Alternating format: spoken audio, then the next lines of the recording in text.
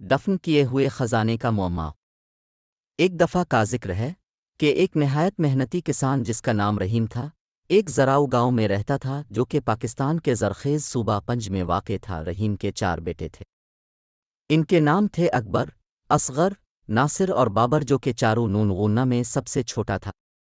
یہ چاروں بھائی دوسرے سب ان بچوں سے بہت مختلف تھے جو کہ قریبی دیہی علاقوں میں رہتی تھے، کیونکہ یہ چاروں اپنا زیادہ تر وقت کھیلنے اور شرارتیں کرنے میں گزارتے تھے۔ جب ہمسائے میں رہنے والے لوگ ان بھائیوں کی شرارتوں سے تنگ آ جاتے تو وہ رحیم سے ان کی شکایت کرتے، تب وہ سب شرارتی بھائی بھولے بھالے بن جاتے اور وعدے پر قائم رہنے کا ارادہ کیے بغیر ہمسایوں سے معافی بھی مانگ لیتے۔ گاؤں میں ایک پرائمری اسکول تھا۔ رحیم نے اپنے چاروں بیٹوں کو وہاں اس امید میں داخل کرا دیا کہ ان کے اندر کوئی نظم و ضبط قائم ہوگا، مگر یہ سب بھائی روزانہ اسکول بہت دیر سے جاتے اور استاد خواہ کتنی دفعہ ڈانٹ ڈپٹ کرتے، مگر وہ اپنے طور طریقے نہ بدلتے۔ رحیم بہت ہی رحم دل انسان تھا اور اس نے کبھی اپنے بیٹوں کے ساتھ سخت کلامی نہیں کی، بلکہ وہ ان کے پاس بیٹھ جاتا اور ان کو دلائل دے کر سمجھانے کی کوشش کرتا۔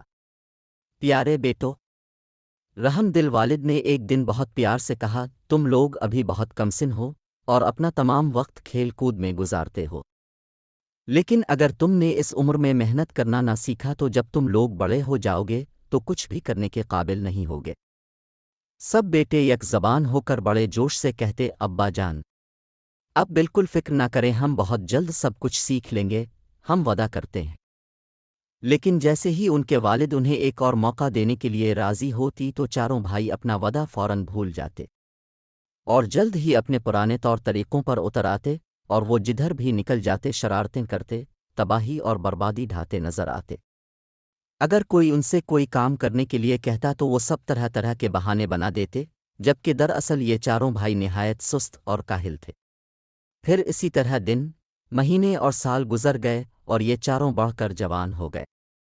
انہوں نے پڑھنا لکھنا بالکل نہ سیکھا اور نہ ہی انہوں نے کھیت پر کوئی کام والد کی مدد کے لیے کیا۔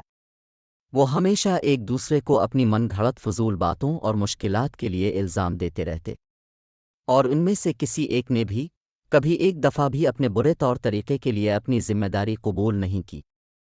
آخر رحیم ایک ضعیف اور بوڑھا آدمی ہو گیا، مگر وہ پھر بھی کھیت پر سارا دن خود اکیلا ہی کام کرنے پر مجبور تھا۔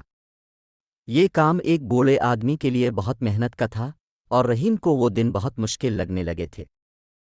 فصل کی پیداوار میں بھی کمی آ گئی اور اس کے ساتھ ہی اس دولت میں بھی جو کہ وہ فصل کو منڈی میں بیچ کر حاصل کر سکتا تھا۔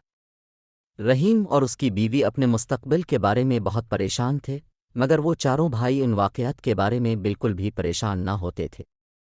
کبھی کبھار وہ کھیت میں اپنے والد کی مدد کرنے چلے جاتے، لیکن زیادہ تر اپنے بچاؤ کی خاطر بہانے بناتے رہتے۔ وہ تمام دن صرف نکمیوں بیٹھے رہتے، کھاتے پیتے اور آرام سے سوتے۔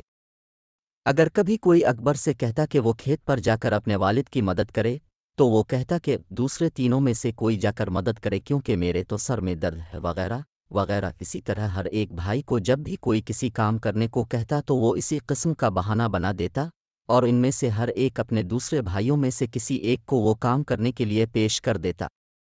پھر ایک وقت ایسا آیا کہ رحیم واقعی اس قدر ضعیف اور بیمار ہو گیا کہ کوئی کام کرنے کے قابل نہیں رہا، اور اس نے حقیقت میں یہ محسوس کیا کہ وہ زیادہ دیر تک زندہ نہیں رہ سکے گا۔ رحمدل باپ اپنے ناکارہ بیٹوں کے بارے میں بہت فکر مند ہو گیا اور اس کے دماغ کو بہت سے مشکل سوالات نے گھیر لیا۔ اسے یہ نہیں معلوم تھا کہ جب وہ نہیں ہوگا تو ان کا کیا ہوگا۔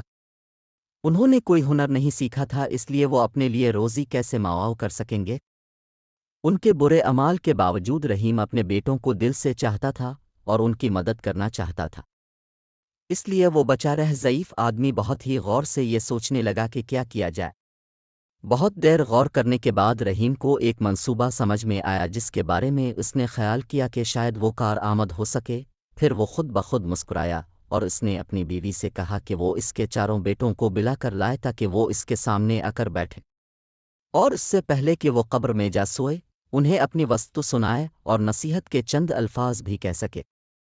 رحیم کی بیوی یہ سن کر بہت پریشان ہو گئی کیونکہ وہ اپنے خاوند کو بہت چاہتی تھی۔ بہرحال اس نے اپنے بیٹوں کو بلایا اور انہیں ان کے والد کی خواہش کے بارے میں بتایا۔ چاروں بھائیوں کو اس بات کا بہت صدمہ ہوا کہ ان کا باپ فوت ہو جائے گا۔ وہ اپنے والد کے قدموں کے پاس اس کی آخری وصیت سننے کے لیے بیٹھتے ہی رونے اور آہوزاری کرنے لگے۔ پیارے بیٹو، رحمدل باپ نے کہا، میں نے زندگی بھر تم سے محبت کی اور تمہاری دیکھ بھال کی۔ میں نے واقعی پوری کوشش کی کہ تم خوشی اور آرام و آسائش سے رہو اور میں تمہاری حفاظت کرتا رہا، لیکن اب میں بوڑھا اور بیمار ہوں اور جانتا ہوں کہ میں جلد ہی مر جاؤں گا۔ بوڑھا پھر کھانسنے لگا، اس کی سانس میں خرخراہٹ تھی، اور اب چاروں بھائی خود دیکھ سکتے تھے کہ ان کا باپ حقیقت میں بہت بیمار تھا، لیکن میں نے ایک بہت بڑا خزانہ تم لوگوں کے لیے بچا رکھا ہے۔ رحیم نے گفتگو جاری رکھتے ہوئے کہا، تاکہ تمہاری زندگی میرے جانے کے بہت عرصے بعد تک بھی آرام سے گزرتی رہے۔ بہت زمانہ گزرا، میں نے اپنے کھیت کی زمین میں کسی جگہ ایک بہت بڑا اور بہت گہرا گڑھا کھودا۔ پھر میں نے اس گڑھے میں اس خزانے کو اس وقت کے لیے کہ جب تمہیں اس کی ضرورت پڑے حفاظت کے ساتھ دفن کر دیا، لیکن اب مجھے بالکل یاد نہیں رہا کہ وہ کس جگہ پر ہے۔ چاروں بھائی ایک دوسرے کی طرف تعجب سے دیکھنے لگے، لیکن وہ اپنے باپ کے خزانے کے تصور سے کافی خوش بھی نظر آ رہے تھے۔ میرے مرنے کے بعد تمہیں اس کا سراغ لگانا ہوگا اور اسے کھود کر نکالنا ہوگا۔ رحیم نے بات جاری رکھی، پھر تم اپنے چچا سے جو کہ اس وقت خاندان میں سب سے بڑے ہوں گے درخواست کرنا کہ وہ اس خزانے کو تم چاروں کے درمیان برابر حصوں میں تقسیم کر دیں۔ اس کے لیے آپس میں جھگڑے مت کرنا، اپنے چچا کے فیصلے کی تعظیم کرنا۔ یاد رکھو کہ اپنے بڑوں کی عزت کرنا ہماری تہذیب کا ایک اہم حصہ ہے۔ تمہیں ان کی عزت کرنے کو اپنا فرض سمجھنا چاہیے۔ چاروں بھائی کھیت میں دفن کیے ہوئے خزانے کو فوراً ہی ڈھونڈنے کے لیے مضطرب نظر آنے لگے۔ رحیم نے یہ ظاہر کیا کہ اس نے اپنے بیٹوں کے اس روئی کو دیکھا ہی نہیں، اور اس نے اپنی تقریر جاری رکھی۔ ایک اور نصیحت جو کہ میں تمہیں چاہتا ہوں وہ یہ ہے کہ تم لوگ ایک دوسرے کے ساتھ کبھی مت لڑنا۔ تمہارے دشمن تمہیں منصوبہ بندی اور ساز باز کرنے کے لیے اکسائیں گے، لیکن کچھ بھی ہو جائے تم چاروں ہمیشہ متحد رہنا۔ مل جل کر تم سب بہت طاقتور رہو گے اور کوئی بھی تمہیں نقصان نہیں پہنچا سکے گا۔ اور کسی کو بھی اس خزانے کے بارے میں اس وقت تک مت بتانا جب تک تمہیں وہ مل نہ جائے۔ جب رحیم نے اپنی تقریر ختم کی تو اس نے انکھیں بند کر لیں، پھر وہ جلد ہی فوت ہو گیا۔ اپنے والد کے جنازے اور تدفین کے بعد ان بھائیوں نے اپنے کھیت کے دوسرے سرے سے کھودنے کا فیصلہ کیا۔ انہوں نے اب تک اپنی زندگی بہت سستی، کاہلی، آرام اور آسائش میں گزاری تھی، اس لیے کھیت کے تھوڑے سے حصوں کو کھودنا بھی ان کو بہت مشکل لگا۔ سست اور کاہل سب بھائی جلد ہی ہار کر گھر پر آرام کرنے کے لیے چل دیے۔ اگلے دن پھر ایسا ہی کیا، پھر اس سے اگلے دن اور اس سے بھی اگلے دن ایسے ہی کرتے رہے، یہاں تک کہ آہستہ آہستہ مگر یقیناً کھیت کا زیادہ تر حصہ بھائیوں نے کھود ہی لیا۔ ان کو اسی طرح کام کرتے مہینہ بھر اور گزر گیا، مگر انہیں دفن کیا ہوا خزانہ نہیں ملا۔ وہ کسی اور سے اس کا ذکر بھی نہیں کرنا چاہتے تھے اور نہ ہی کسی کی مدد لینا چاہتے تھے، کیونکہ وہ اس خزانے میں کسی اور کو حصہ دار نہیں بنانا چاہتے تھے۔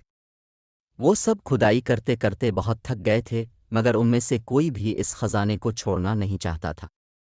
آخر کار بھائیوں نے غور کیا کہ انہوں نے پورا کھیت کھود ڈالا لیکن خزانے کا کوئی سراغ نہیں ملا۔